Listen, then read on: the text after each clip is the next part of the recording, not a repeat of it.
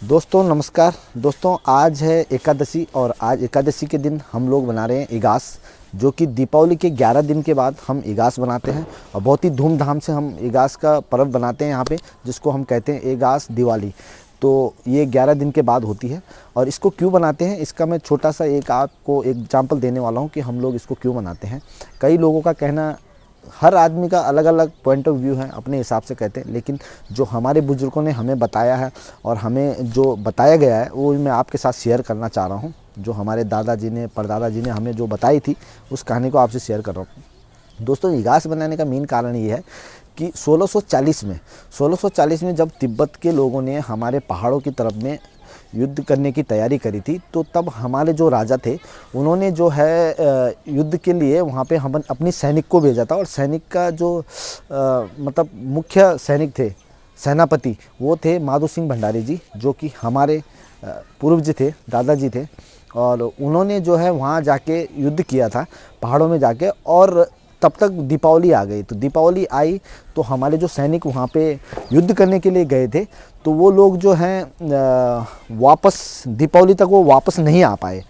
तो हमारे जो राजा थे उस ज़माने में 1640 में, तो उन्होंने कहा कि भैया इस साल हम दीपावली नहीं बनाएंगे, क्योंकि हमारे बहुत सारे सैनिक गए थे, क्योंकि युद्ध में तो एक दो आदमी जाते नहीं हैं, तो बहुत सारे सैनिक वहाँ पे गए थे।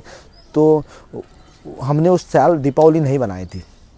तो जब दीपावली के 11 दिन के बाद पता चला कि हमारे माधो सिंह भंडारी के निरीक्षण में माधो सिंह के भंडारी जी जो वहाँ पे अपनी सेना लेके गए थे वो वापस आए 11 दिन के बाद, तो फिर हमारे राजा जी ने कहा कि आज एकादशी है और आज हम धूमधाम से खुशी मनाएंगे, क्योंकि आज जो है हमारे सैनिक जो है वहाँ से युद्ध जीत के आए हैं, तो आज हम धूमधाम से मतलब दीपावली बनाएंगे। तो उस दिन एकादशी थी, इसलिए इगास उसका नाम रखा गया। तो उस दिन हम जो है इसको कहते हैं, हम बूढ़ी दिवाली भी कहते हैं और इगास भी कहते हैं। तो उस इसी वजह से हम जो है इगास को बनाते हैं।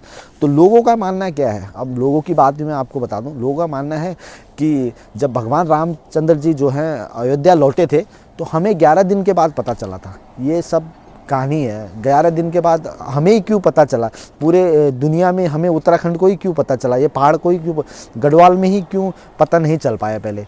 और भी तो बहुत दुर्गम क्षेत्र हैं, जैसे बहुत सारे सिक्किम हैं, असम है, जो कि बहुत दूर दूर है। हम तो अयोध्या से इतनी दूर नहीं रहते कि हमें 11 दिन के बाद पता चला। ऐसा कुछ नहीं है, ये बन बनाई गणित है।